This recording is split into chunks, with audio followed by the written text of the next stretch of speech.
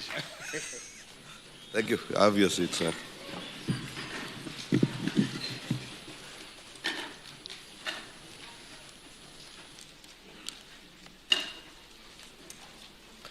Thank you very much, Principal Secretary, Bwana Kipto. Principal Secretary, National Treasury, Dr. Chris Kipto. Director General, Kenya School of Government, who is represented here. Board of Trustees of the Public Service Superannuation Scheme, led by the acting chair, CEO of Public Service Superannuation Scheme, CEO of CPF, Dr. Jose Akili. I've seen CEO of National Police Service Commission here, and all other CEOs, honored guests, ladies and gentlemen, good morning. 3 years ago, as the implementation of Kenya Vision 2030 entered its last decade, we ushered in a new era of opportunity for our senior citizens when we transitioned from pay-as-you-go pension model to contributory pension scheme. This singular state intervention, after over a decade of waiting, restored balance to the three-legged stool that is retirement. Just like a three-legged stool, the three pillars of a dignified retirement are pensions, social security, and private savings alongside family support. If one of these legs is missing, broken, or is weak, the retirement stool can topple, denying those who have dedicated a lifetime of servitude to their nation the right to retire with dignity. I'm therefore most privileged to join you today as we mark the second annual general meeting of the Public Service Superannuation Scheme, and in commemoration of this occasion, inaugurate the scheme's strategic plan for the period 2023-2027. Today, I'll focus on the first two legs of the retirement stool, social security and pensions. I do so because nurturing family is every Kenyan citizen's civic duty. As part of our nation's birthright, enshrined under Article 43 of the Constitution, it is a solemn duty of the state to provide appropriate social security as well as economic and social rights. These include health coverage, freedom from hunger, education, clean water, and sanitation. This is because our post-2010 Constitution heralded Kenya into the League of Nations, whose democratic construct is like that of a family. In truth, Thiadiba Anga is a family's love. We see our mothers and fathers who have worked all their lives, and we want to ensure they lack nothing in retirement and old age, whether they were in formal employment or not.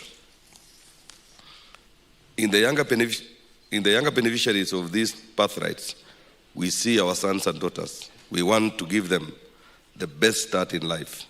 Kenya, ladies and gentlemen, is a family. No matter one's age, we are bound together by a golden thread that fosters intergenerational equity. Ladies and gentlemen, now onto the second leg of the stool, pensions.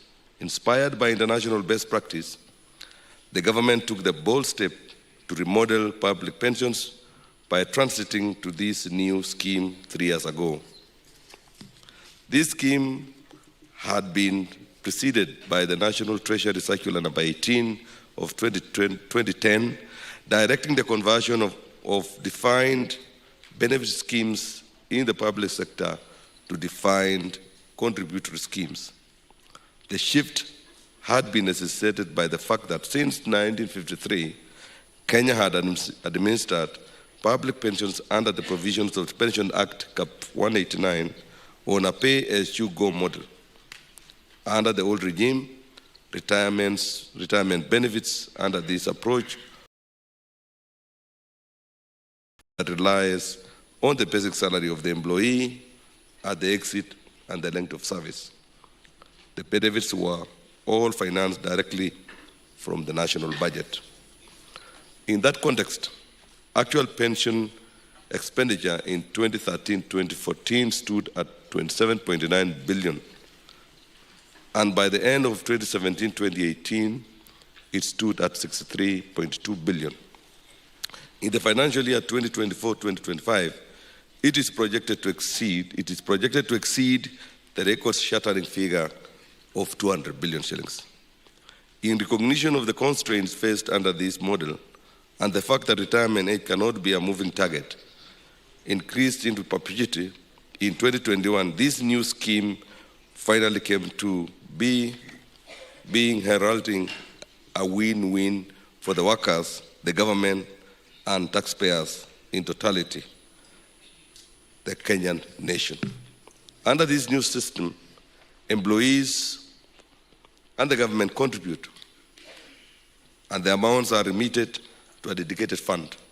This transition to a defined contributory approach for public sector employees who are below 45 years old in January 2021 began with a membership of 330,000 employees drawn from the civil service, National Police Service, Kenya Prison Service, the National Youth Service, and Teacher Service Commission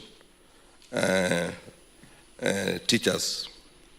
I note with satisfaction that the number of employees contributing to the new scheme has increased to 429,000 to date, in keeping up with the changing composition of the public service workforce.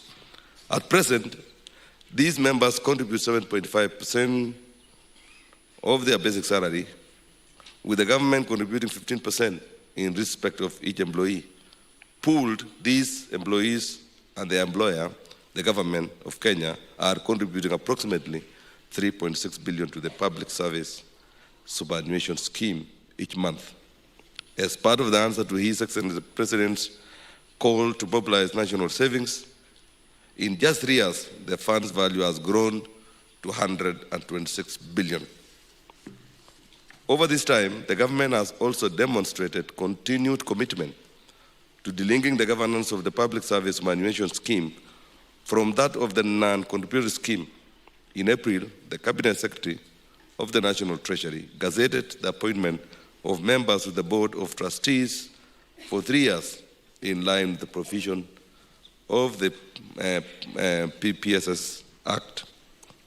To enhance the governance of the scheme, the law provides for representation of members through their unions, the Kenya National Union of Teachers, the Kenya Union of Post-Primary Education Teachers, and the Union of Kenya Civil Servants. As a sponsor and caring government, our commitment to good governance and financial sustainability of the scheme remains unwavering. Distinguished delegates, this scheme offers a sustainable model for managing public pensions in Kenya while promoting a savings culture among our public service employees. The savings culture is a key driver in the restoration of some sense of economic security in honor of our historic responsibility to the 21st century. Additionally, savings that are portable enables the officers enrolled in the scheme to make guided drawdowns in cases where they retire before statutory age or move to private sector. Overall, we expect expedited growth to be realized through enhanced investment returns. These savings, whose return is pension payout, will ensure that our officers have a decent income and maintain a high standard of living in retirement. On the other hand, availability of funds within a structured arrangement guarantees liquidity for the timely settlement of retirement benefits to members and their families. This fosters true freedom from want by alleviating poverty and sufferings in retirement. as well as strengthening the social protection framework of the country. Distinguished members and trustees, the PSSS strategic plan, which we are launching today, lays out strategies supporting mobilization of savings and diversifications of investment portfolio. These plans are anchored on the bottom-up economic transformation agenda as codified under the fourth medium-term plan of 2023-2027. The establishment of this scheme has additionally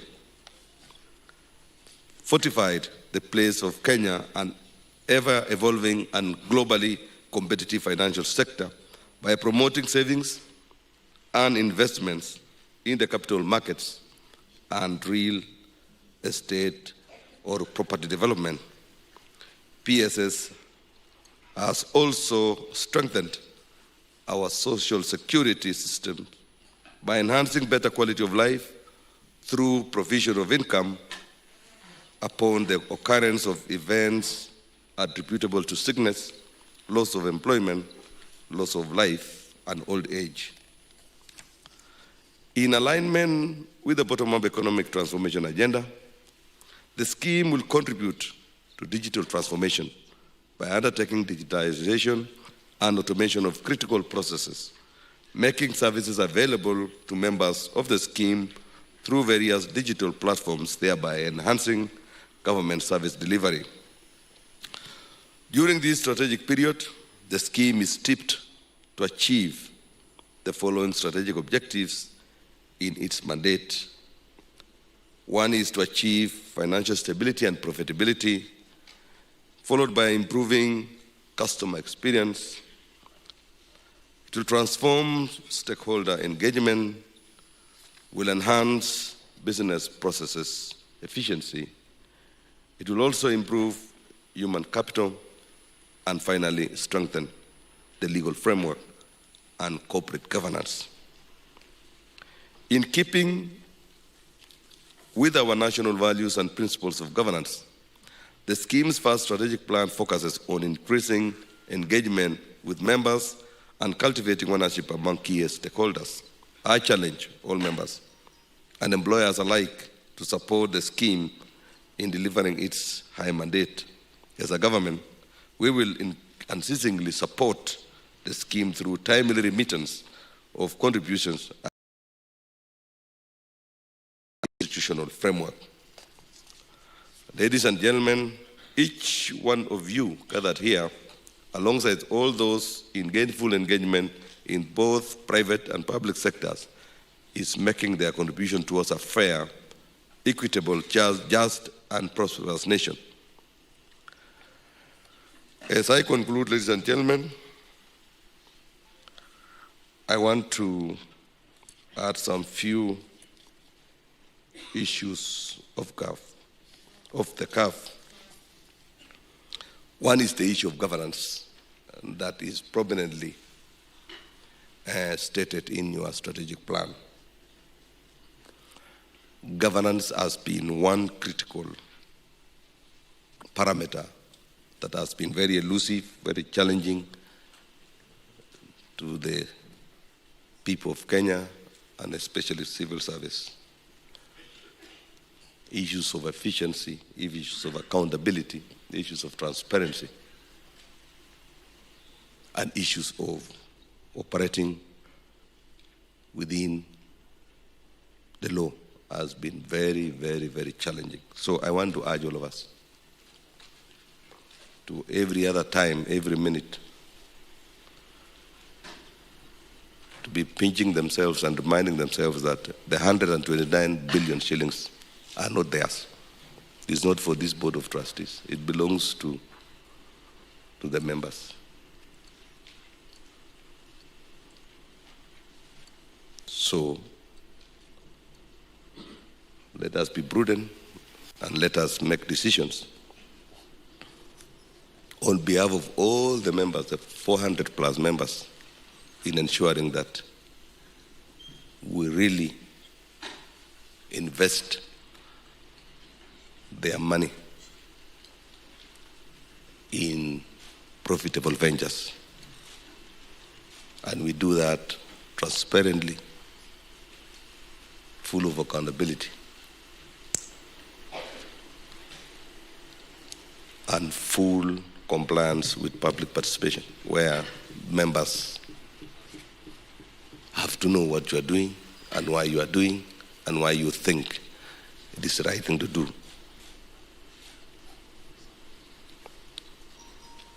I'm saying this because many a times we push the blame to consultants. Oh, we had a consultant, we had an expert, we had so and so. Nowadays, there's nobody who is immune to theft, immune to corruption, immune to misleading even their principals, to doing wrong things for their gainful gain, for their gain of benefit. So let us be alert, let us be vigilant. I know the entire public service has a repository knowledge and expertise. So I don't think there is an expert that will come from the moon to come and advise you that can easily end up misleading you. So please, make sure that the investment you are doing is an investment that later on in life, people will say, yes, we had board of trustees who really manage our resources, and we are happy because we are enjoying the savings and we are getting our payments regularly, and the assets that we invest in were really worth investing.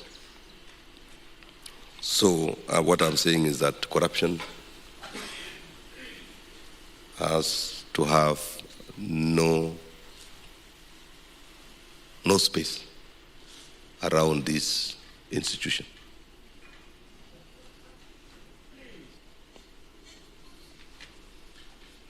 So I'm giving you some few seconds so that it can sink.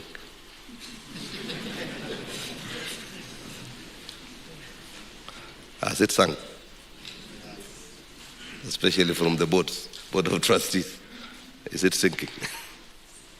Yeah. Because we want to change the trajectory of this country. We are not going to continue operating like animals who are not rational. We are rational human beings. We are intelligent, and we cannot be blaming each other forever. Let this generation, and let this administration, and let this board of trustees be the first one to change the tide and make things to be done in a correct way.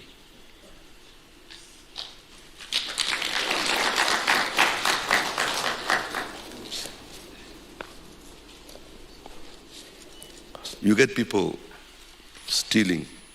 Where are you taking this money to?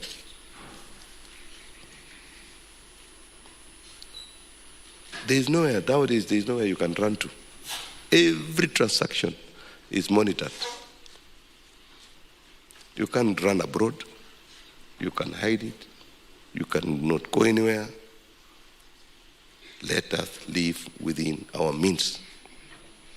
And let us not abuse the trust that your members has given you. Union of Civil Servants has brought in Mwenda, it's called Mwenda. The police has nominated Kuraru, I think. KNUT has brought somebody. TSC has brought somebody. I don't know who brought the others, but please, musiibe pesa ya watu. We've been seeing people rushing to make decisions and even saving money or putting in money in banks that its stability is so shaky, and then the banks collapses. And you know why they are rushing to those shaky banks? Because they get commissions, they get every month, whatever the interest, they get something. So let us not be part of the scheme. Secondly, ladies and gentlemen,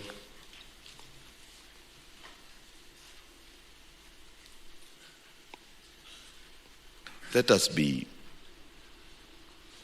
operate, as I had said earlier, have a customer-centric a citizen-centric, a member-centric service provision. Even the character that we are having, management, there should be people that knows who their bosses are by serving these members diligently, faithfully, and with speed. So we expect this institution that I understand it is number 2 now as a pension institution, second to NSSF. And I'm told they can easily overtake NSSF. To be professional run, you need to equate the kind of service, the kind of character that they should have with the kind of money that they are managing. So invest in technology, invest in training, and invest in ensuring that your members are getting up-to-date information and are involved in every decision that has some ramification on investment or otherwise. I want to urge the Board of Trustees also to be very careful not to fall into political space where decisions are made based on political orientation. Divorce yourself from political arena and be professionals and make decisions the right manner.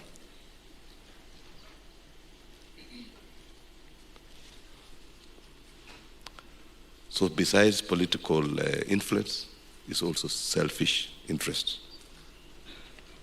Let us not make decisions that tomorrow will enrich 2 or 3 people while the entire membership are suffering. So let us make sure that we run away from political or selfish interests when we are making decisions, especially for investment. I want to urge all of us again to be very alert. The world now is so dynamic. There are regional dynamism, we have the global space is so dynamic and it's becoming complex every other day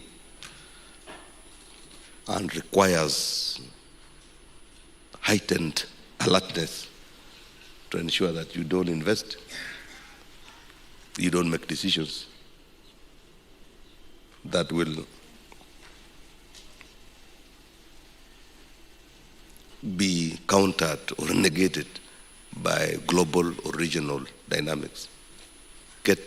Make decisions getting to know that all these environmental issues in terms of when you are doing situation analysis, you get to know properly so that when you're making decisions, you are alert that there are a lot of dynamics along East African community. There are a lot of dynamics within Africa. There are a lot of dynamics globally, whether in pension administration management or investments, or even decisions by Treasury on financial policies and investment policies that are to come into place, so that you are always ahead of things when you are making decisions.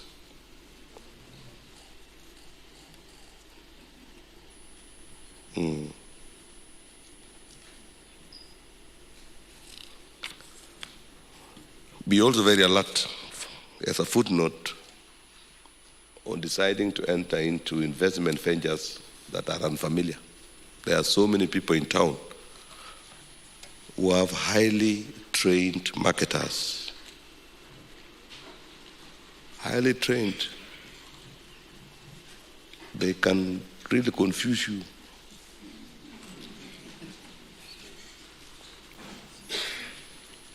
Bordering to bewitching. They can bewitch you and you think.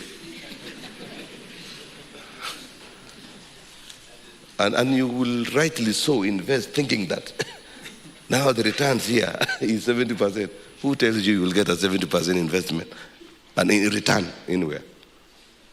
So there are witches around, highly trained, persuasive to the core, having their data statistics in their fingertips, mobilizing people around it, around the narrative, and you end up investing wrongly. That may make you end up hanging yourself, because you will wonder, how did we make this decision? So I'm urging you to be very alert and get to know. And also understand why whatever new investment ventures that they are introducing, why they have not tested in their own countries. You ask yourself, so that it's better to remain, first of all, traditional, then you move slowly to emerging proposition, isn't it? So let us be very, very alert, because it may cause losses big time.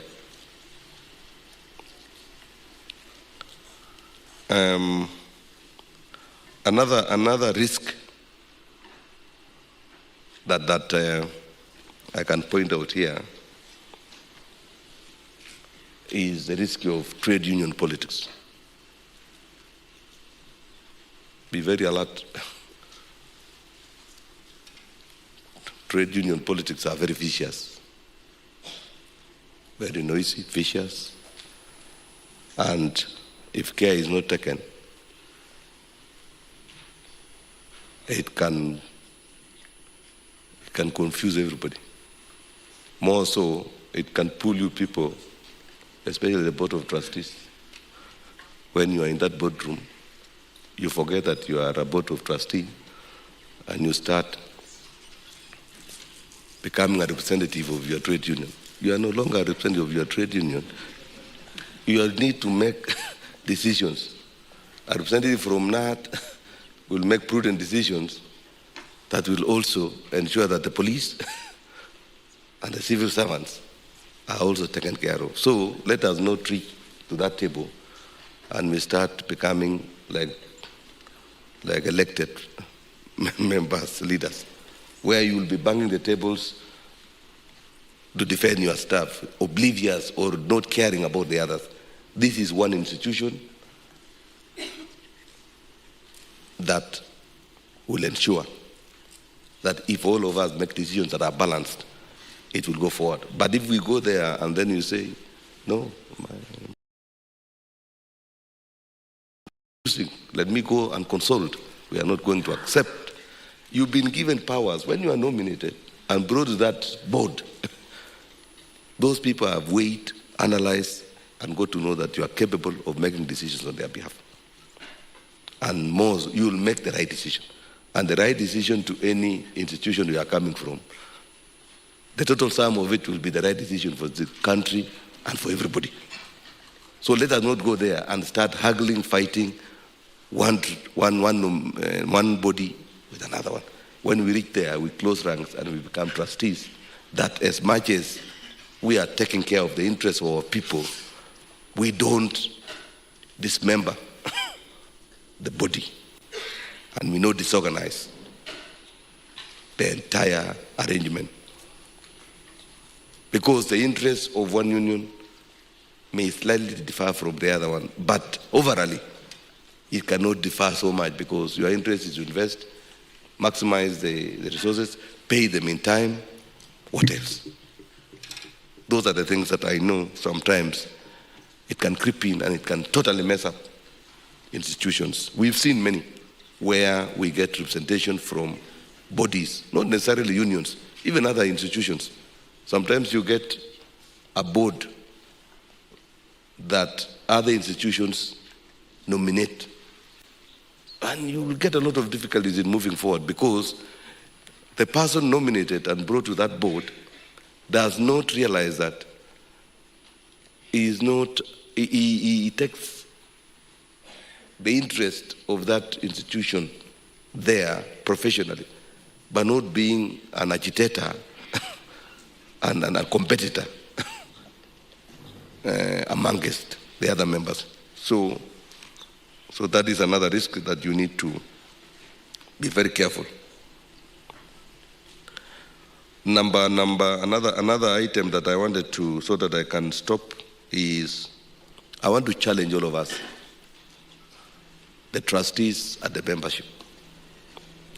Let us be sorting our matters, our issues, our concerns through the normal laid down provided channels. If there are issues, take them to the board, take them to the management. Let us desist from going to the social media and even the mainstream media to prosecute our challenges, our concerns in the institution out there.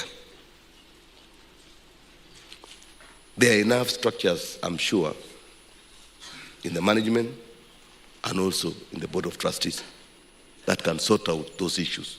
There are also channels and platforms that you can sort out your issues in government.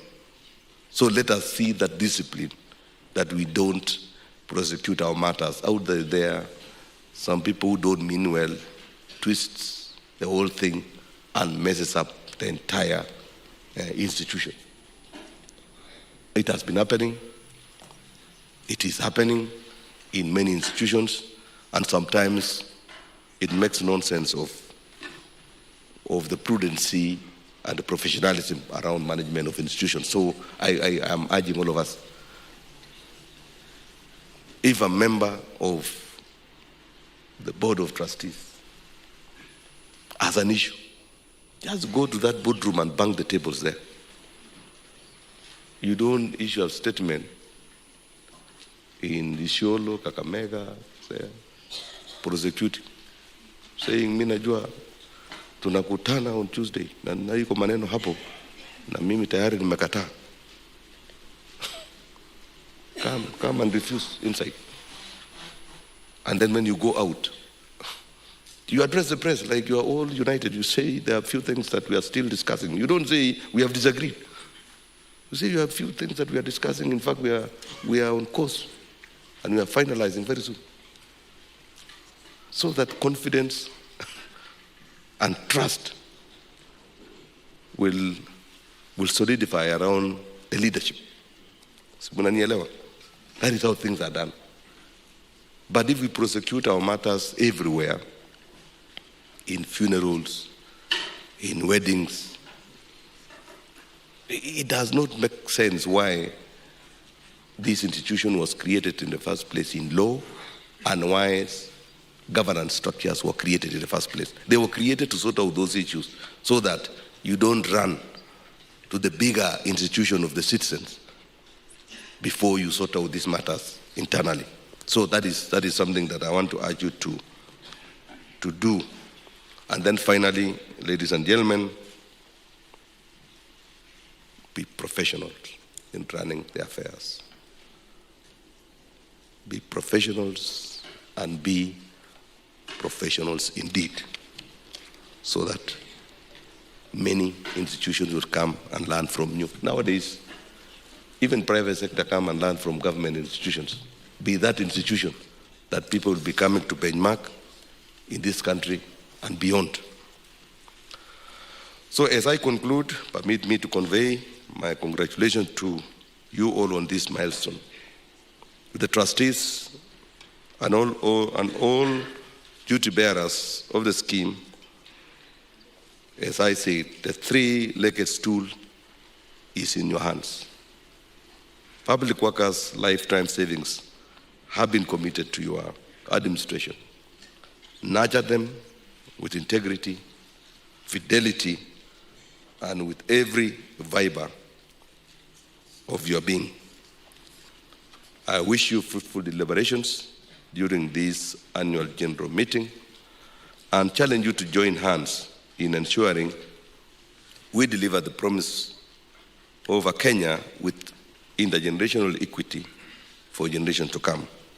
May the strategic plan that we unveil today be a true and faithful guide for shared prosperity for all members of the Public Service Superannuation Scheme.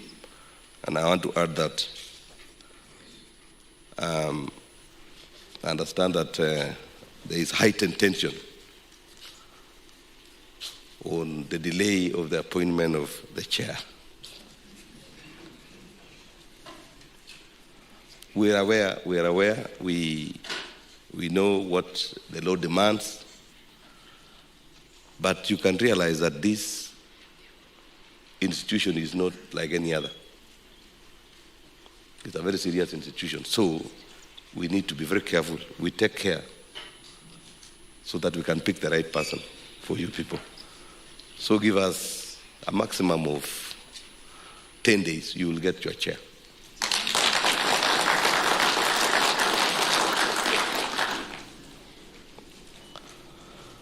So